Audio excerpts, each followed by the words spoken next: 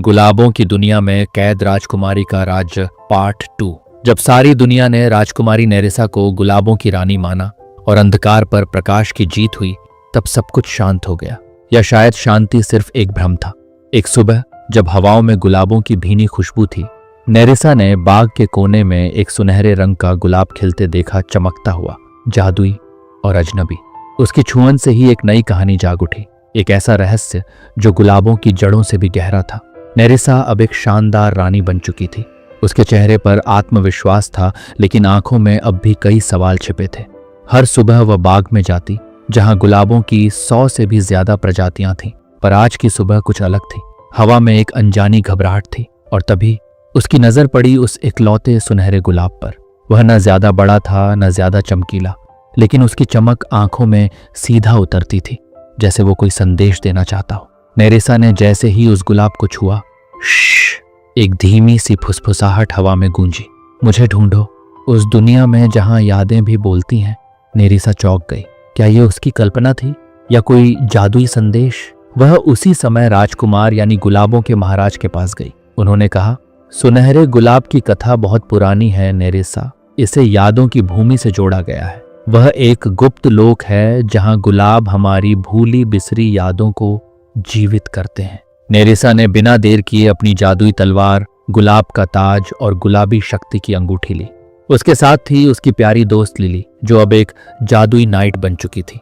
राजकुमार ने उन्हें एक नक्शा दिया जो उन्हें गुलाब लोक नामक जगह की ओर ले जाता था। गुलाब लोक एक ऐसी जगह जिसे अब तक कोई नहीं देख पाया था, जहां हर गुलाब एक कहानी और हर पंखुड़ी एक रहस्य छिपाए हुए होती है।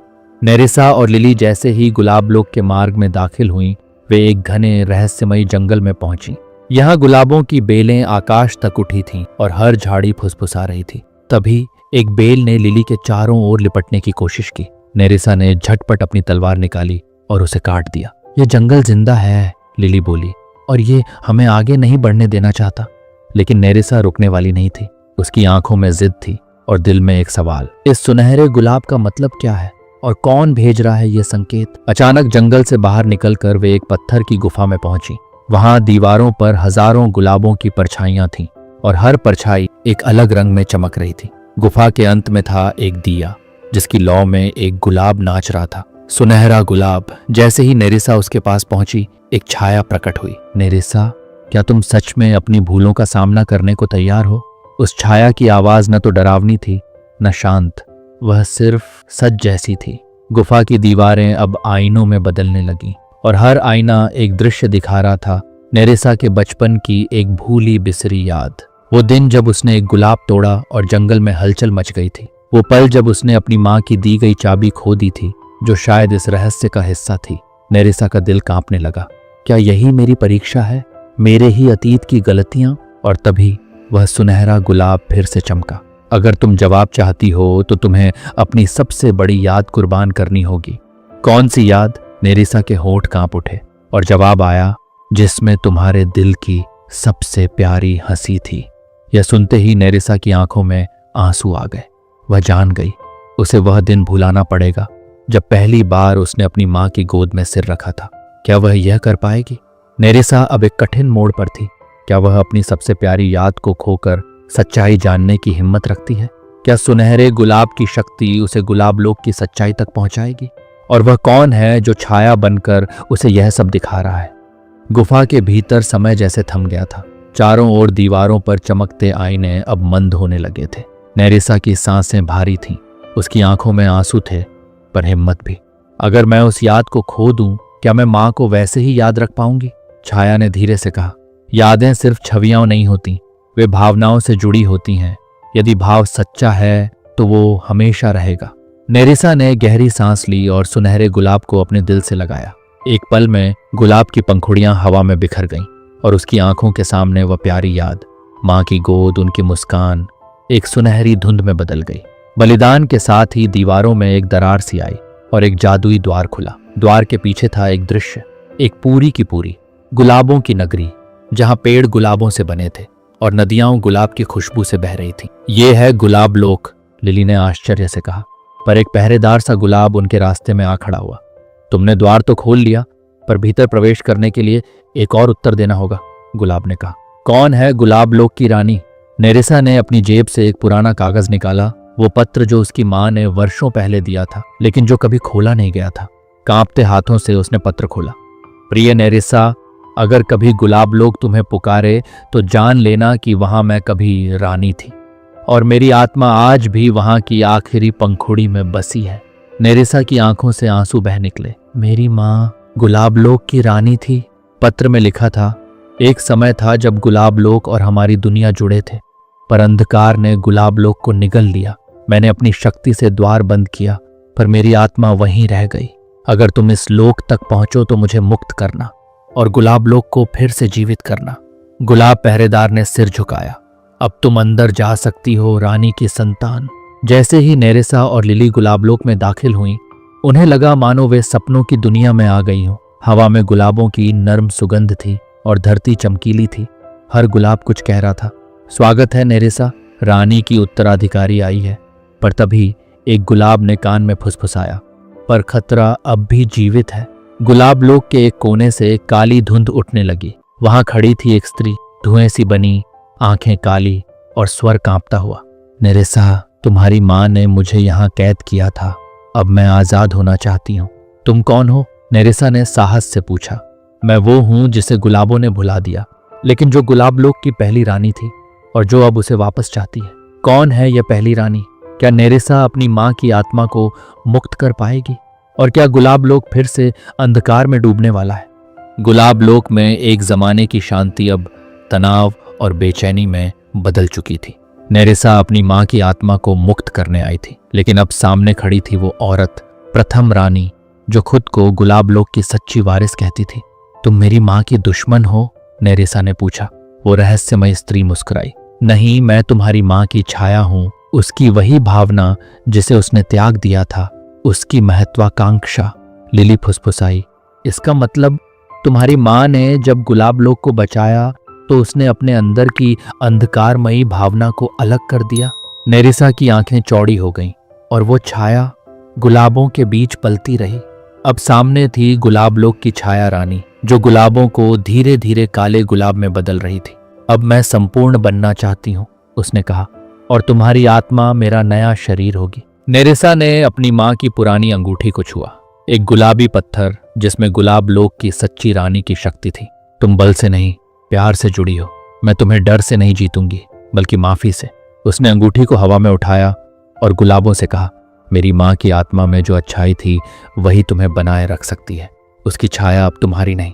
गुलाबों से एक ज्योति फूटी और हर गुलाब से एक स्मृति निकलने लगी।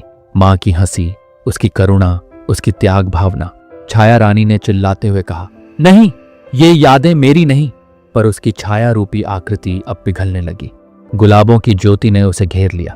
तुम माँ की ताकत नहीं थी, तुम सिर्फ उसका डर थी, और डर को रोशनी से हराया जा सकता है, नेरिसा ने कहा। अंत में छाया रानी एक गुलाब की पंखुड़ी बनकर बिखर गई और गुलाब लोक में अंधकार मिट गया। गुलाब लोक की आत्माएं जो वर्षों से मौन थीं, अब आवाज में बदल गईं। नेरिसा, तुमने अपने भीतर की परछाई को पहचाना और उसे माफ किया। यही सच्ची रानी की पहचान है। हर गुलाब ने झुककर उसे सलामी दी। अब नेरिसा के सिर पर एक गुलाबों का मुकुट रखा गया। गुलाब लोक की नई रानी, दिल की रानी, न के डर की। गुलाब लोक के सबसे सुंदर गुलाब से माँ की आत्मा प्रकट हुई। नेरिसा, तुमने मुझे नहीं, खुद को मुक्त किया है। मैं अब चैन से जा सकती हूँ। नेरिसा ने भावुक होकर पूछा, क्या हम फिर कभी मिलेंगे? माँ मुस्कुराई।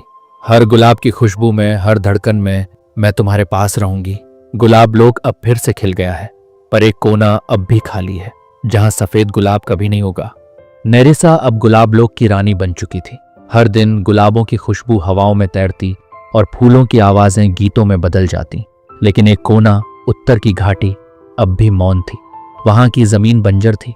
कोई गुलाब नहीं उगता था, सिर्फ एक टूटी हुई पत्थर की प्रतिमा जिस पर उभरे थे कुछ शब्द। जहां सफेद गुलाब खिलेगा वहीं सच्चाई खुलेगी। नेरिसा ने सोचा, मैंने गुलाब लोक को बचा लिया, पर क्या मैं इसकी सच्चाई से अब भी अनजान हूं? उस रात जब सब सो रहे थे, नेरिसा को एक सपना आया। सफेद रोशनी से घिरा एक गुलाब जो धीरे धीरे पिघल रहा था, और आवाज आई, तू अब रानी है, पर तेरे राज्य का एक भाग अब भी तुझसे छिपा है। अगर हिम्मत है तो उस प्रतिज्ञा को तोड़ जिसे तेरी माँ ने निभाया था। नेरिसा की आंख खुली। दिल तेजी से धड़क रहा था। माँ की कौन सी प्रतिज्ञा? नेरिसा ने राजमहल की लाइब्रेरी में माँ की एक पुरानी डायरी खोजी। एक पन्ना था, आधा फटा, लेकिन एक वाक्य अब भी साफ दिखता था।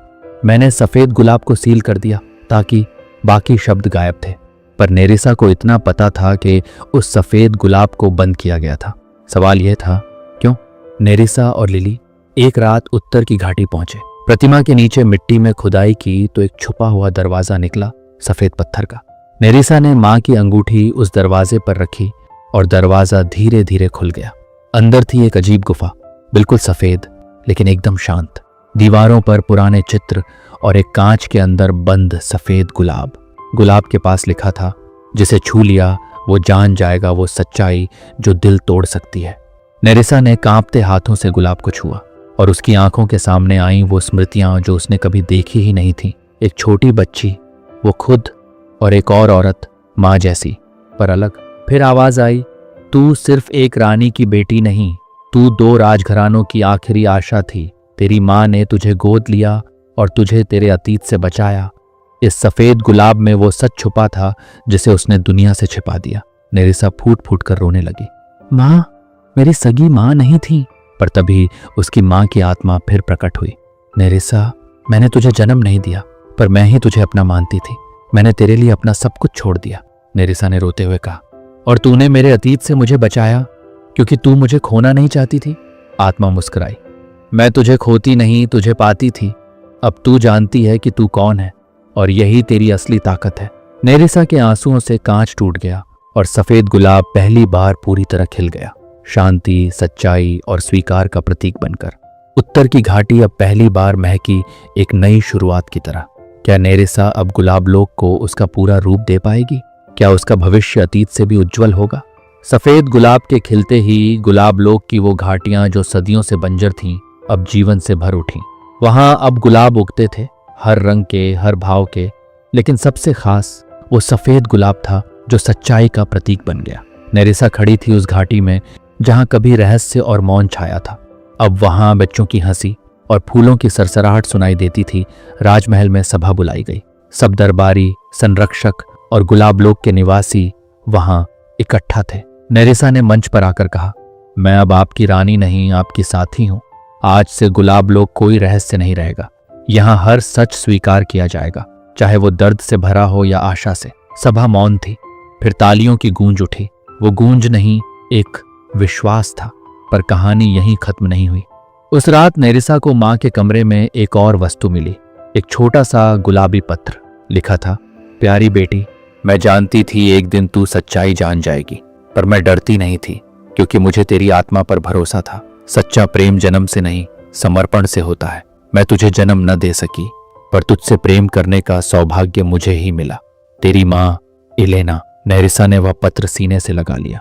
वो आंसुओं से भीग गया, पर उन आंसुओं में अब दुहक नहीं, कृतज्ञता थी।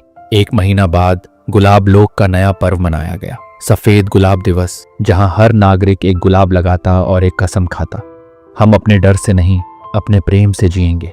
नेरिसा ने राजमुकुट उतारकर एक बच्ची को पहनाया और कहा, राजा या रानी होना अब कोई पद नहीं, ये एक भावना है जो हर दिल में होती है। नेरिसा अब रोज घाटियों में जाती, बच्चों को कहानियां सुनाती और कहती, एक समय की बात है जब गुलाब बोलते थे और सच्चाई सबसे बड़ा जादू थी। गुलाब लोक अब सिर्फ एक स्थान नहीं, एक कहानी बन चुका था जो हर दिल में रहती, जहां सच्चाई, प्रेम और सपनों की इज्जत होती। थैंक यू दोस्तों, आप सभी का दिल से शुक्रिया।